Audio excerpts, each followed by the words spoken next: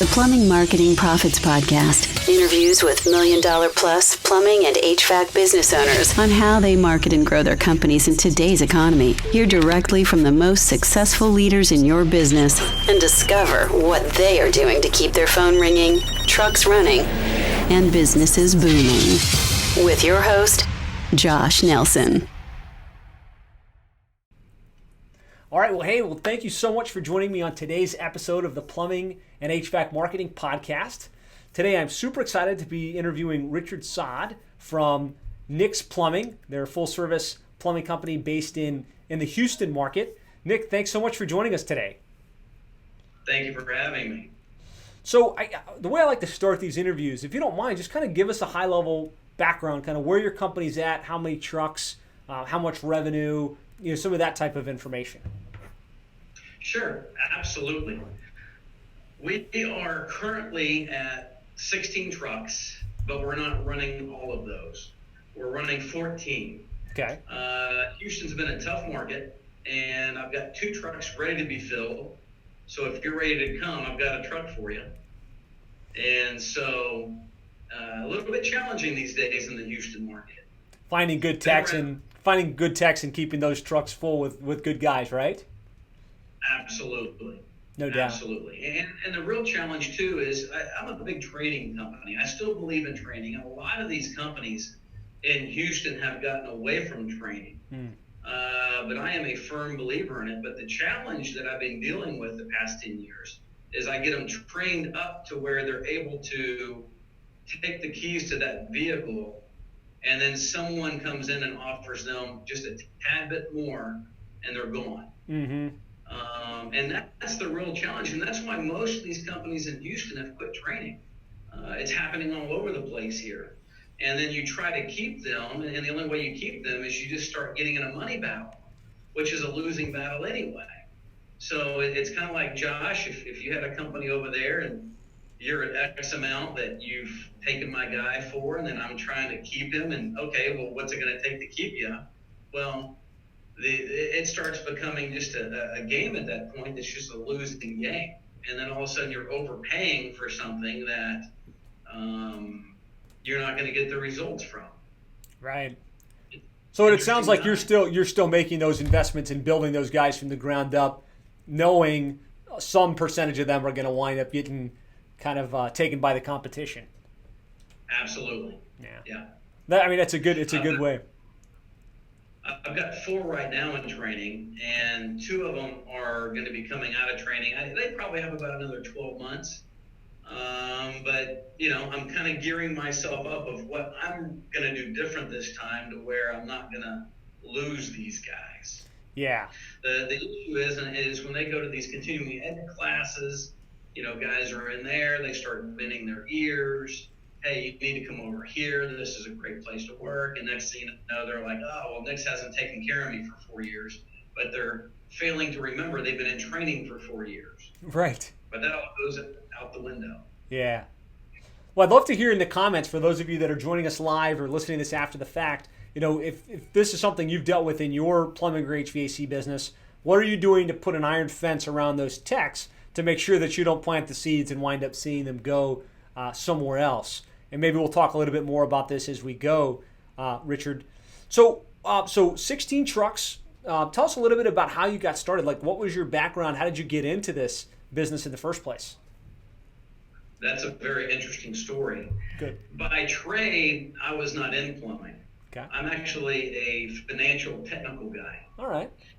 And I started off, I graduated, I've got an undergrad degree in finance, and I've got 2 minors, economics and accounting. And I started off in finance on a side that I absolutely did not like. I wanted to be like a merger acquisition guy or a bond guy, and I graduated in the worst bond market in 75 years. So that wasn't going to happen. I went from there, and then I did software for 3 years. And that was in the late 90s, and that was the whole ride of the tech industry, was that late 90s. And I got very lucky. I got hired on with a company that we ended up going public. So I got to ride a pretty good wave in the late 90s. Nice. Everything started to change then around that 99. we got bought, and comp plans started to change, territories were changing, and once companies start taking you from one territory to the next in that industry, and I would blanket this statement to any industry that you're in a territory, if they start moving your territories and ripping you out of territories, very hard to make money. And it was a company out of California that bought us, and we were basically a parasite off of Microsoft.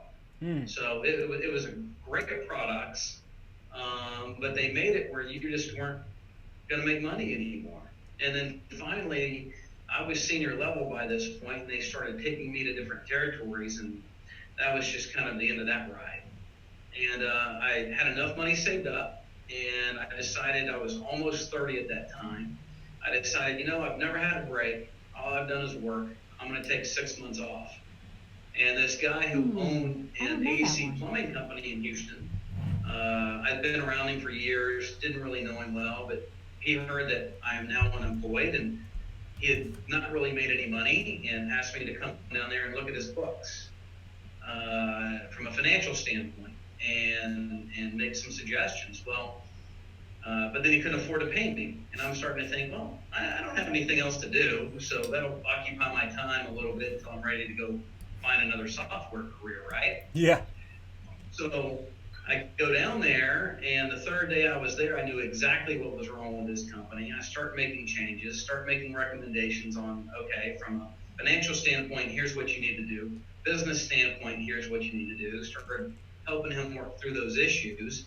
And when I was down there, this company called Nick's Plumbing, about 3 or 4 weeks while I was there, he told me about this company called Nick's Plumbing. The owner was at retirement age. And why don't you buy that and let's merge in together? Okay, that's an idea. And I start looking at this plumbing company, and I start looking at HVAC, and I'm like, wow, HVAC is completely different, runs completely different. Plumbing is a great, honest business. And I did all my due diligence on it and decided to go for it. And I bought the company. About 2 weeks prior to buying the company, though, I figured out that this other guy was just going to use me, and it was not going to turn out to be in my best interest to merge. So I decided to go at it alone. So you're like, all right, take the information and run on your own, huh? Nice. I went on my own, not knowing anything about plumbing. And I was pretty naive at that point. You're at 30, you're still not very smart, right? It doesn't matter what you've done, you're just not smart. And I miscalculated a bunch of things. And what I miscalculated was, you and I are behind the desk at this point right now, and I could kind of manage working from that standpoint. Well, that absolutely didn't work. I lost 100% of all my money, and it only took about a year and a half. Oh, man. Oh, it was bad. It created a lot of damage and heartache, and perseverance is what it created.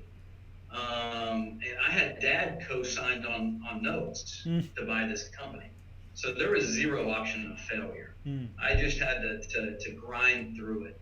And by year 3, I'm going to back up a little bit, because what I figured out after the first 12 months was, if I don't learn plumbing from the ground up, if I can't do everything myself, I'm always going to be stolen from. I'm not going to make it, and it's going to equal failure all the way around. So I actually threw myself on a truck and started off on the shovel. Wow. And worked from the ground up. And so there's nothing today that I don't know how to do or what to do, unless you're talking about, of course, industrial or something like that. But from a residential standpoint or a commercial standpoint, there's nothing that I don't know pretty much on what to do. But that third year, it finally just snapped, and my brain just kind of snapped, and it went off, and that's where the ride really started to take off, was that year 3. And I worked myself out of all those issues that got created, and just never looked back from year 3. And it's been going forward ever since. That is an interesting story. Not usually the path, right? A finance guy, publicly traded organization, and then shifts into buying a plumbing company. So very, very interesting.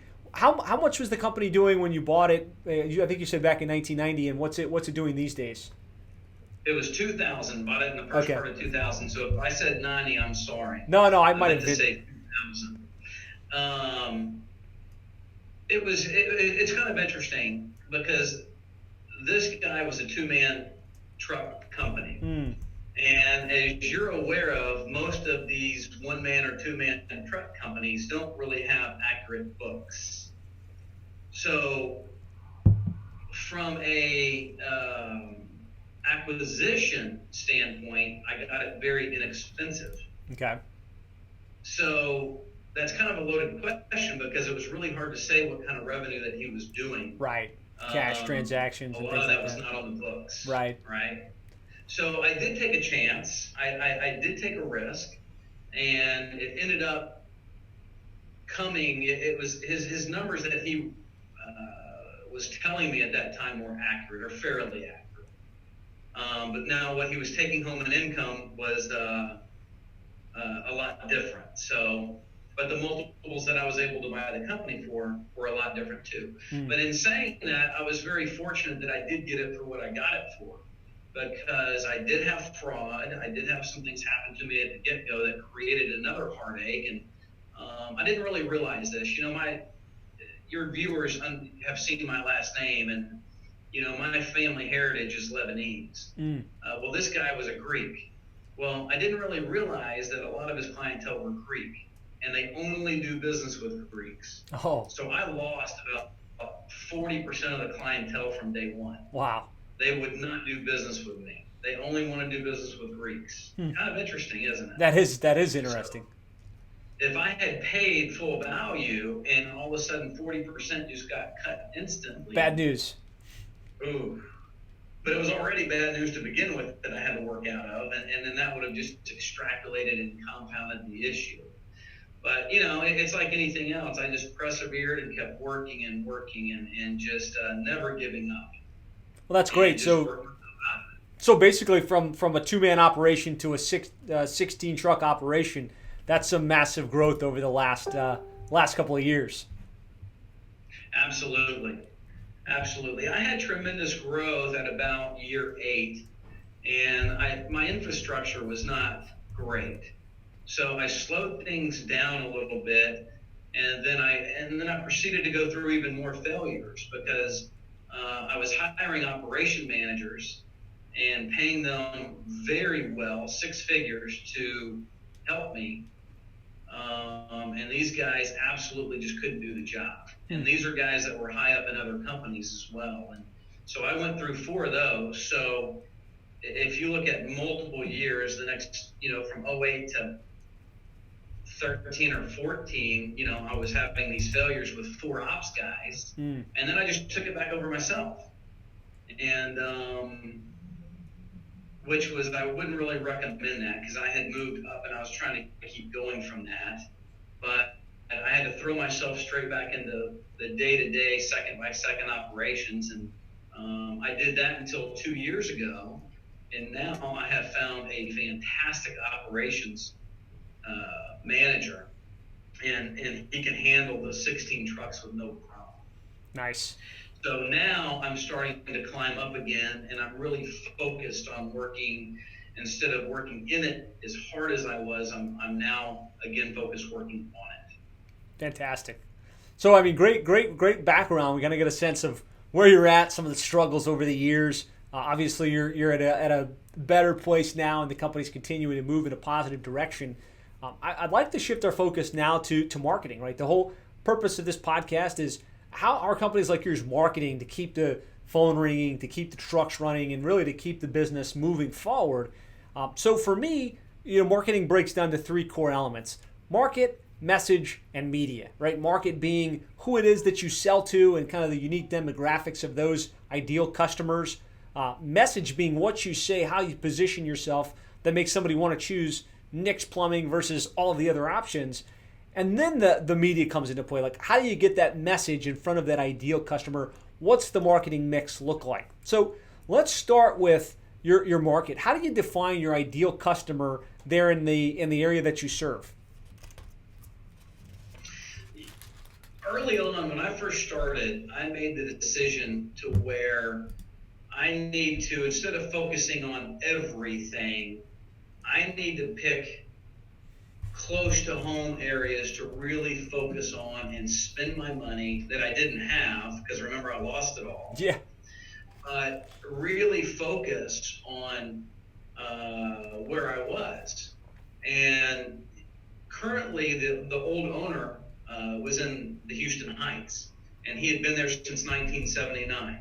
Okay. So he had already had a pretty good presence in the Heights and Montrose as well, but not nearly as much as the Heights. So what I did is I focused on those two territories, and a lot of it was just word of mouth and me going and showing up to different meetings of what I could, like chamber meetings. And that's kind of where I started going and growing from there. So for the sake of our listeners that aren't familiar with the area, like how far would you say that is from where your office is based, or how far is that? Is that 15 miles, 30 miles? My office is currently in the Heights, and when I first purchased the company, I moved it to Montrose, which was just a couple miles away. Okay. So you're talking about literally within like a 5-mile radius of the offices where you were trying to focus. That's right. Okay. That's pretty much correct. That's right. And if you want to extrapolate that a little bit further, let's call it inside the loop. Okay. Because inside the loop would encompass the Heights, Montrose, Westview, and River Oaks, and a little bit of Memorial. So I really started focusing inside that loop and trying to start by getting referrals. Okay. And then from there, started attending meetings, and it just kept going from that standpoint. And by 2008, I was ready to move to that next level. And in my head, that next level in 2008 was TV, which ended up being a detriment to us too. I spent a whole lot of money and very little return at that point. And I was locked into a contract that there was no getting out of. So, in 2008, I had some things happen. That was just one of them. And then operations weren't going good with an individual. And take it from there, right, on that issue. Yep. And then I started doing, the internet was still coming into play at that point. Really I focused on the website back in 2008, but I think in 2008 was 9 years in for the web, I believe, roughly, give or take a little bit, 8 years, 10 years, somewhere in there. Sure. So I had a website. I was kind of focused on it, kind of not, and doing a lot of mailers. And I was having my guys also do door hangers. So if we went and did a job, I would have them go to each neighbor and put a door hanger on. Now, whether that actually happened or not, I could never verify, of course, right? Could have gone in the garbage. Very hard to manage that. And then by 2010 is when I really got my focus on doing different types of marketing via the internet. And that's the SEO, the PPC. And I think a lot of companies that are in my industry waste a whole lot of money, because I know that I did, until you figure it out. And it seems like these days, and even in the past, it took a long time to figure that game out. I think now that we've got a really good handle on it, and I also think what's changed is our market for marketing. Back in the day, I think in the 90s, you could actually say that if you heard Nick's Plumbing 3 times, you could remember Nick's Plumbing when you had an issue come up. I think these days it takes over 20. I mean, everybody's just absolutely bombarded with messaging. Yeah. It's just overwhelming. So true. But nowadays, sorry? I said, yeah, absolutely. So true. They've got message fatigue. Yes, absolutely. And the way that people are getting messaging these days are so much different. Now, what I've done currently, and this is what I've done for I think about 3 years now, is I have focused solely on the internet for the past 3 years through SEO and PPC. All right.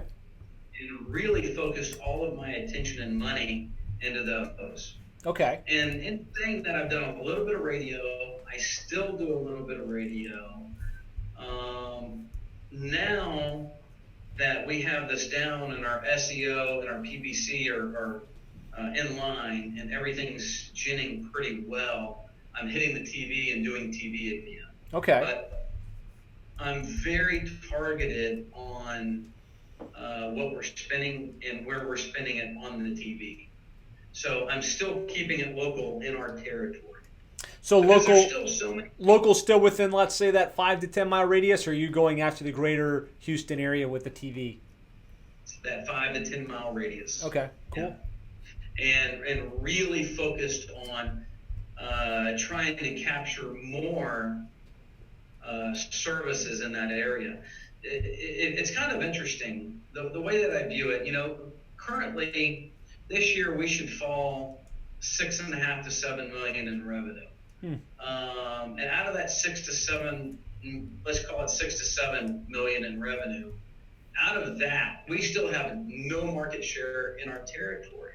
It's still wide open. So we could be doing that amount of money just in my backyard. So I'm really trying to hammer home that, hey, we're here, we live and work here, use us and nobody else. I like it. And that's kind of what I've been focusing on. So just kind of narrowing in on the market a little bit. So is it homeowners? Is it mix of homeowners and business? Is there a certain demographic you like to try and focus on most specifically? Our revenue is about 90% residential, and it's about 10% commercial. Okay. And that commercial revenue, I used to do this, and I've kind of quit doing this, but one of my favorite things to do was build restaurants. I love doing the plumbing in new restaurants and retrofitting restaurants. Okay. We've kind of gotten away from that, and now we're basically just doing the service.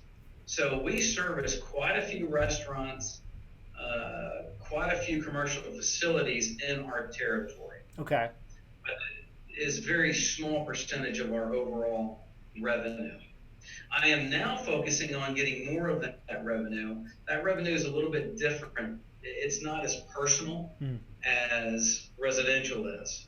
So I would actually like a little bit better mix than what we have now. So I've really been focusing on trying to get more service on that commercial in our area. Excellent. Very, very good. And so then messaging, how do you position Nick's Plumbing? Like, why does somebody choose you guys versus the competition? And how do you message that on your TV ads and your radio ads and your internet marketing? That's a great question, Josh. I mean, in Houston, there literally is a plumbing company that's popped up on every corner now. But let's call them plumbing companies, right? They're one-man shops or two-man shops, and the city and state are not doing anything about that or cracking down on anything around that. So what that has done is it just keeps slicing our pie, making it more and more difficult to be able to reach individuals with a message, and a message where they're going to want to call you. I think that question is a constant challenge. Our messaging is, hey, we're here for you, right? When you need us, we are on the way, and we will service you same day. We always do what we say we're going to do. And I really feel like if we keep doing those processes, we're going to eventually, and we'll win.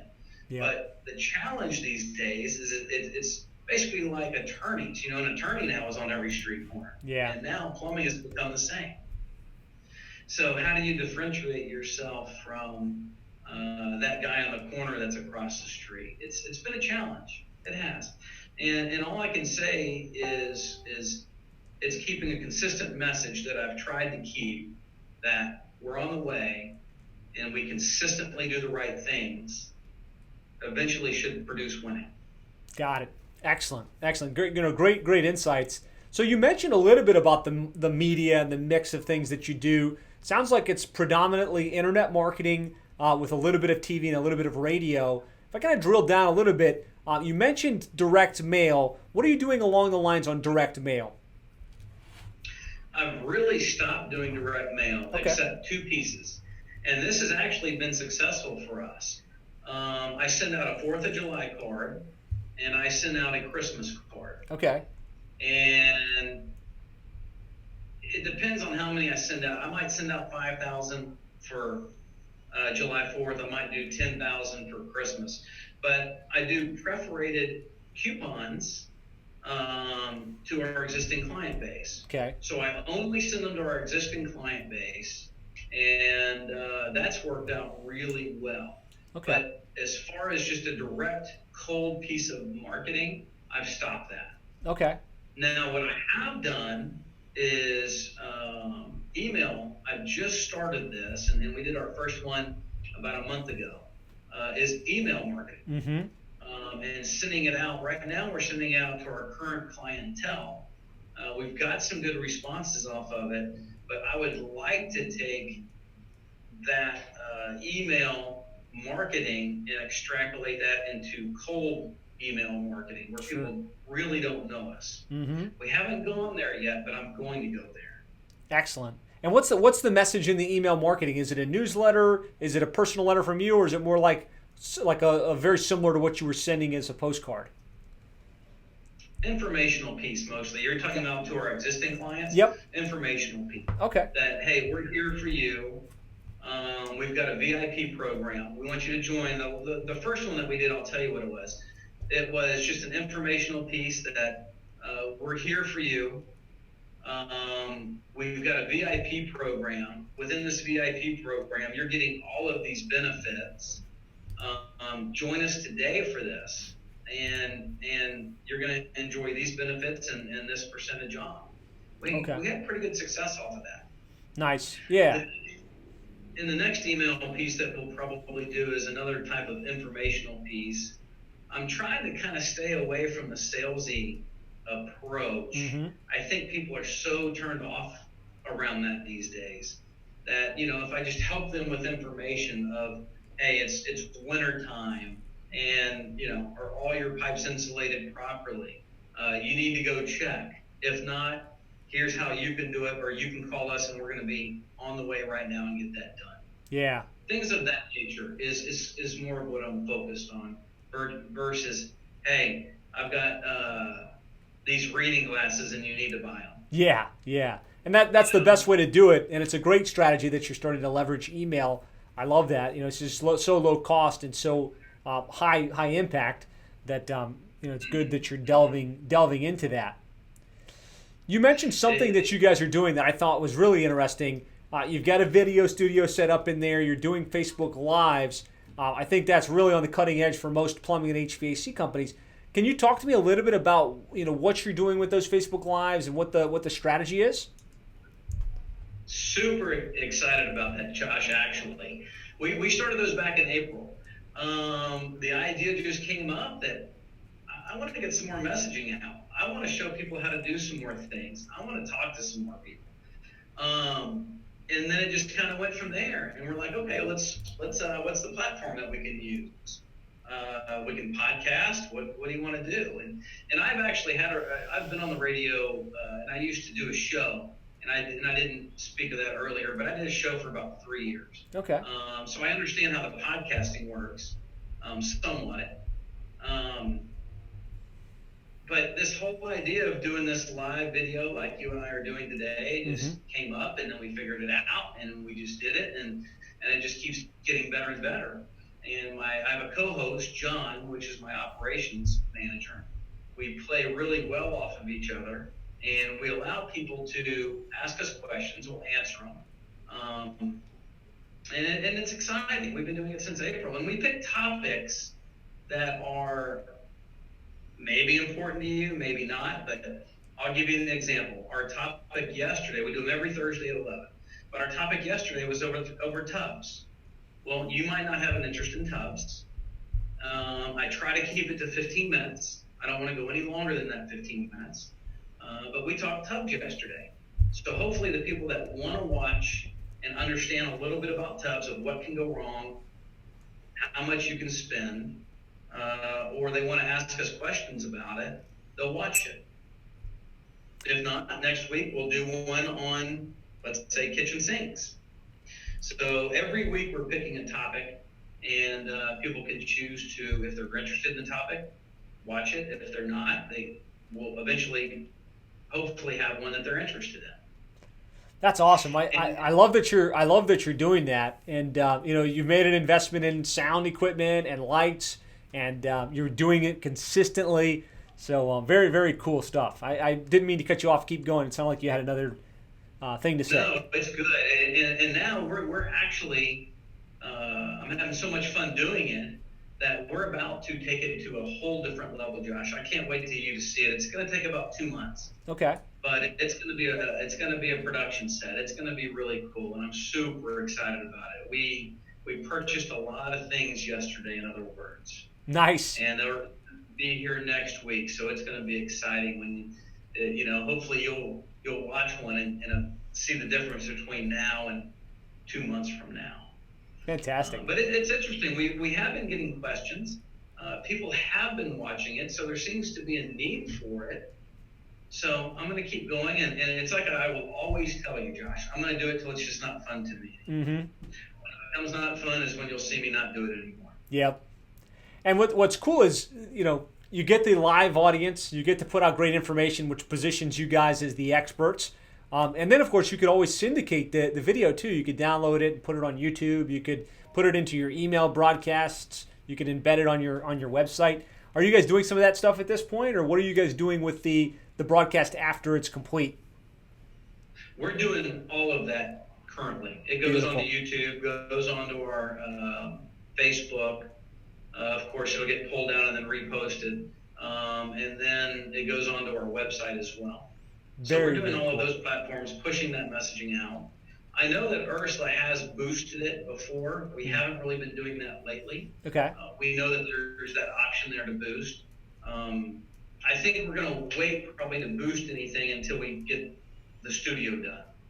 We transcribe. And we transcribe. Ursula's yelling at me from over there. I hear it. Ursula, by the way, is their marketing director, who's doing a fantastic job.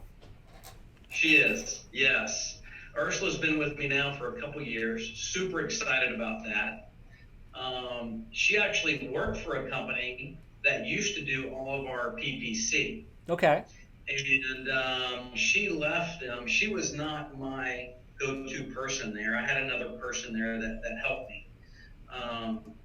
But what happened is I came to, and I had a real internal struggle with this. Going back to this marketing piece for a second. Sure. Real internal struggle with this, because the easiest way for other companies to steal from a company is selling them something intangible. Well, this whole internet piece is pretty much intangible. Now, how do they make it tangible?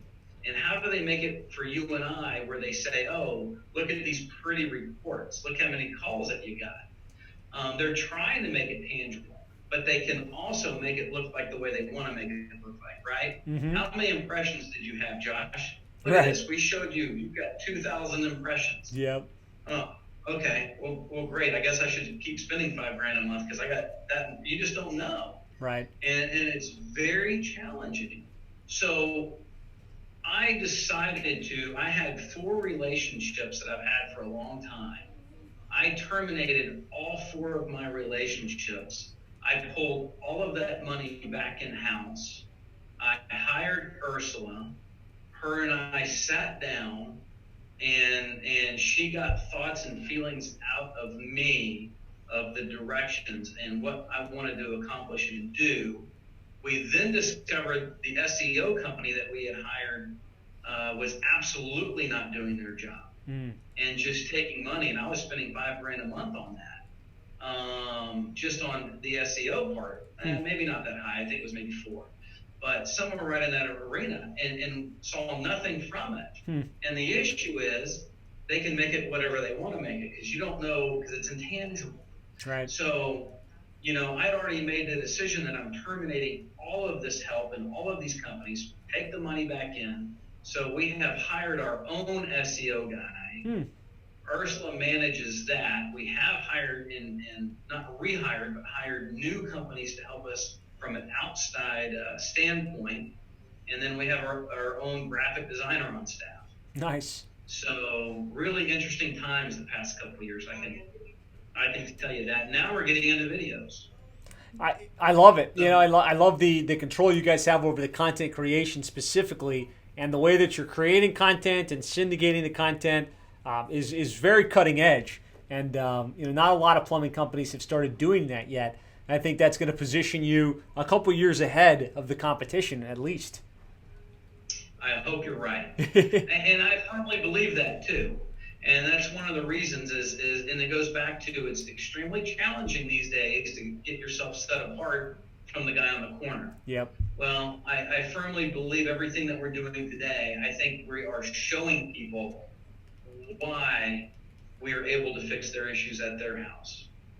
Very, very. And that worthy of that opportunity. Very cool stuff. Let's talk a little bit about online reviews. You guys seem to have a great online reputation, lots of positive reviews. What kind of things do you guys do to stimulate that review activity? If you want to see me lose my temper, that's one way to do it. If you want to see me break some things, Josh, that's one way to do it. This internet review thing, oh wow, where do we start, Josh? It's been fantastic, but on the other hand, it's extremely challenging. It's that one person that ruins my month, right? We're in 400 to 600 homes a month, and it just takes one for me to start breaking something. Right. From a mental standpoint, sure. Right? But I have been so focused for the past 12 months on reviews. I have gotten to where it's like OCD is kicked in, really bad. And it's the only thing that matters to me.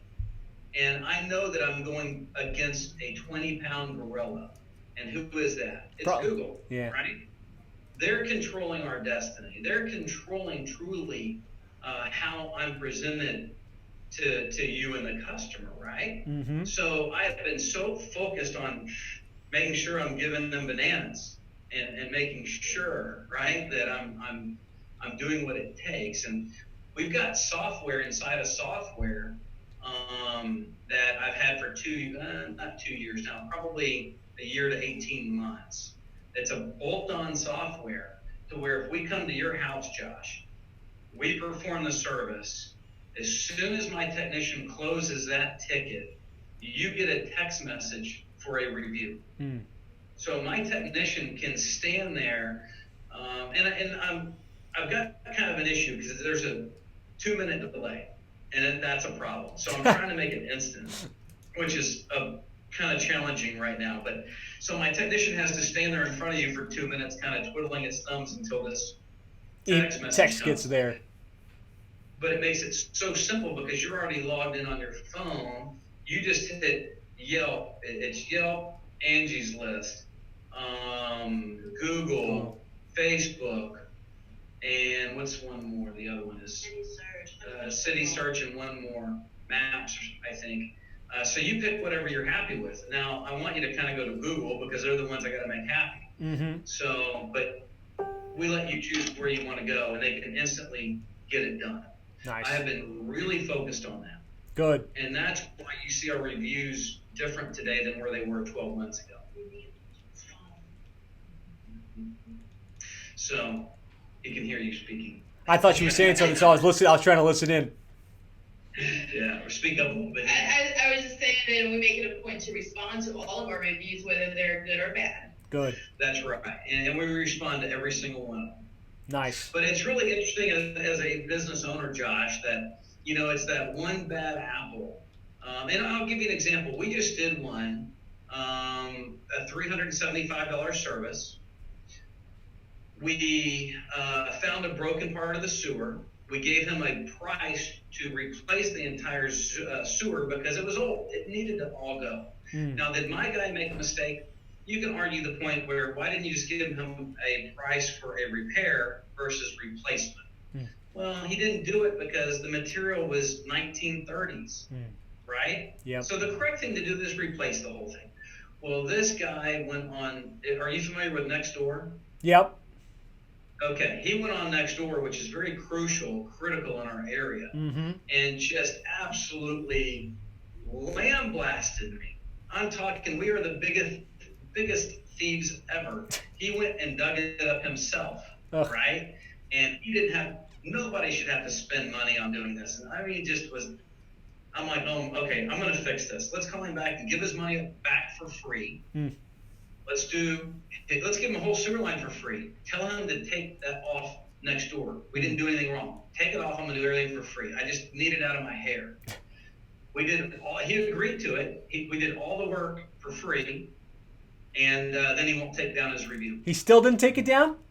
No. Oh, man, that's not right. No, it's really bad.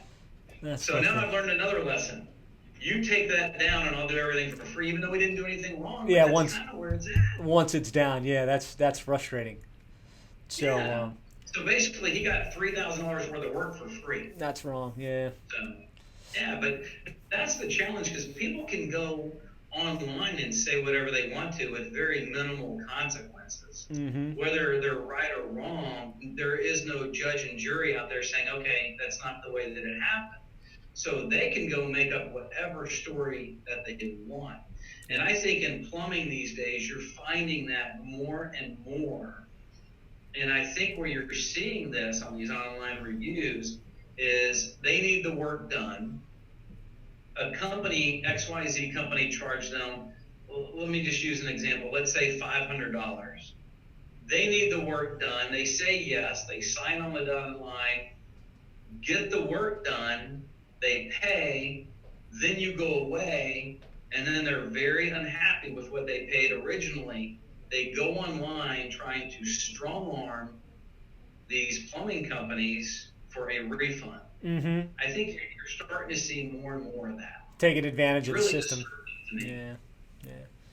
So, all right, so just kind of like reining back in. So, SEO, pay-per-click, lots of internet marketing, aggressive on social media, a little bit of TV, a little bit of direct mail to the customer base. Where would you say the lion's share of the leads come from? Like, what's the number one lead source? I would still say it's referrals and internet. Sure. So I need to place two in there and not one. Yep. But internet and referrals, we still get a very high volume of referrals, which is kind of interesting because I'm double talking now because, if earlier with what I said, the only way to win is the internet. But, people really aren't getting referrals anymore. They're going to that internet versus getting that referral. But we still do a high traffic volume on referrals, and I'm very glad to see that. That means my team is doing a good job. Absolutely. And these homeowners are wanting to give our name out. Yeah. And then the second one's going to be the internet. Yep. With the PPC campaign and all the work that we're doing with SEO. Nice.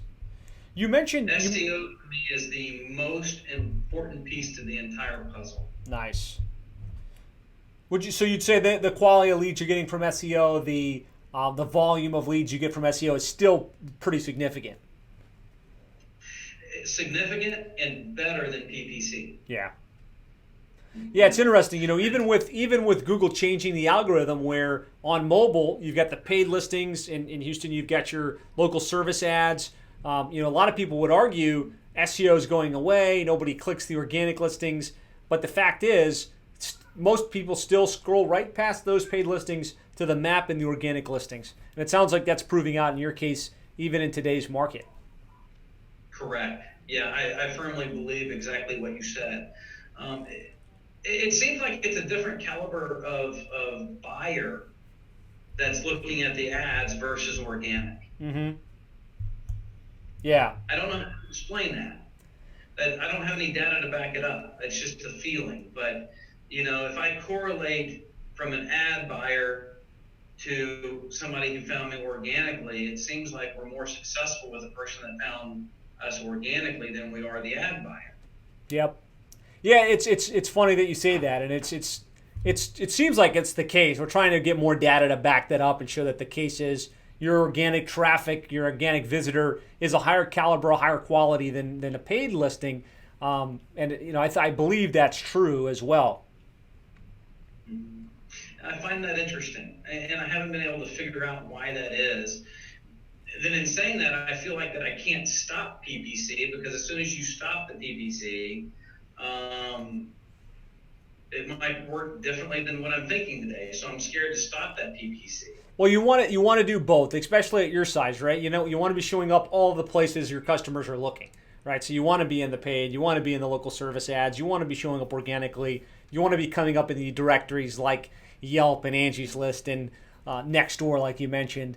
And I think you're doing the right thing. And as long as you're showing up and you're in a dominant presence in your local sphere, you'll be in a great place going forward. Mm-hmm. I agree. And we're working really diligently, Ursula is, and she's really on top of that campaign. Good. When it starts to falter and our click ratio is going up with less calls, higher tickets, she dives into action. Nice. And she's like, okay, what's going on here? And it's great having somebody in that position, because I don't have time or the knowledge or the care to go through every single thing. I'm too busy trying to make the overall function. No doubt. So she's doing a fantastic job doing that. Fantastic. So, I mean, it sounds like, pretty, really good marketing mix. Really appreciate you sharing kind of what you're doing, what's working best. Really like the strategy on Facebook Lives and leveraging that to create great content and syndicate it across the web. I know that's going to play well for you into the future. In closing, we're kind of getting to that 1 hour mark. What would you say to the plumbing or HVAC guy that's, maybe at $500,000 or maybe at $1 million and trying to get to the next level and struggling? What nuggets is somebody that's kind of been to the top of the mountain and is continuing to climb? What nuggets of wisdom would you share for that guy or that gal?